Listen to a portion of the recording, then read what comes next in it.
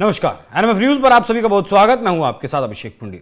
दुर्गा मूर्ति विसर्जन के दिन जिस तरीके से रामगोपाल मिश्रा की हत्या बहराइच में की गई, उसके बाद से बहराइच लगातार सुर्खियों में बना हुआ है। 5 नामजद आरोपियों को गिरफ्तार किया जा चुका है और 23 लोगों का मकान अवैध पाया गया, जिसे नोटिस भी दिया गया। योगी आदित्यनाथ की सरकार के द्वारा इन घरों पर ध्वस्तीकरण की कार्रवाई की जाएगी। हालांकि बहराइच अलग अलग मसलों को लेकर, अलग अलग मामलों को लेकर लगातार जो है सुर्खियों में है। लेकिन अब खबर यह है कि जब प्रशासन ने इन 23 घरों को, इन 23 मकानों को, या कहें कि फिर पूरे मोहल्ले को जब ध्वस्तीकरण का नोटिस दिया, घर खाली करने का 3 दिन के भीतर नोटिस दिया, तो लोगों ने अपने आप ही इन घरों को तोड़ना शुरू कर दिया। इन घरों का जितना हिस्सा अवैध है उसे तोड़ना शुरू कर दिया। प्रशासन के द्वारा नपाई का काम पूरा कर लिया गया है और 2 दिन इस मामले को बीत चुके हैं। हालांकि इससे पहले इस मोहल्ले पर लाल निशान भी पाए गए थे। हालांकि वो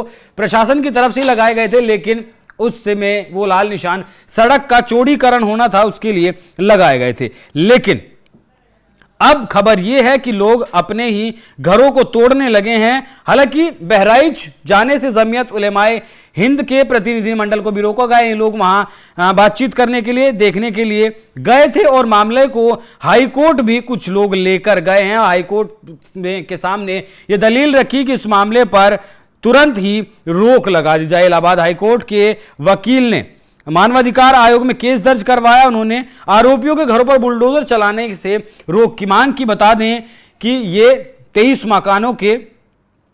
मकानों पर अवैध अतिक्रमण हटाने का नोटिस जो चिपकाया गया था, उसके खिलाफ ये लोग इलाहाबाद हाईकोर्ट में गए हैं। लेकिन लोग अब खुद से ही अपने घरों को, अपने मकानों को खाली करने में लगे हैं। तो ऐसे में 5 जनवरी की तरफ से इस खबर को लेकर एक ट्वीट किया गया और ट्वीट में कहा गया कि योगी के बुलडोजर का खौफ, अपने अवैध निर्माण को खुद ही गिराने लगे आरोपी।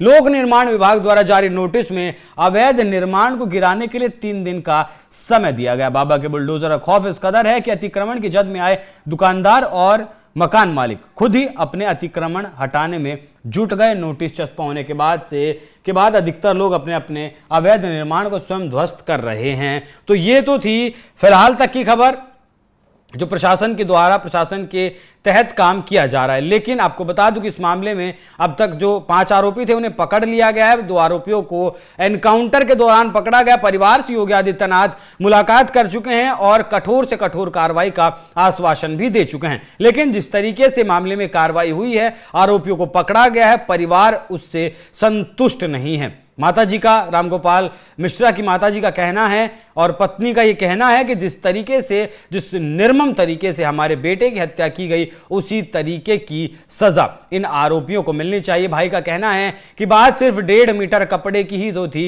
इस 1.5 मीटर कपड़े की वजह से क्या आप इतने निर्मम तरीके से किसी की हत्या कर देंगे? तो परिवार की मांग ऐसी है कि जिस तरीके से रामगोपाल मिश्रा की हत्या की गई, वैसे ही सजा इन आरोपियों को मिले। लेकिन कानून तो अपने हिसाब से काम करता है। कानून में जो लिखा है उसी के हिसाब से आरोपियों को सजा दी जाएगी। फिलहाल जो प्रशासन कार्रवाई कर रहा है उस पर क्या है आपकी राय, कमेंट कर हमें जरूर बताएं। धन्यवाद।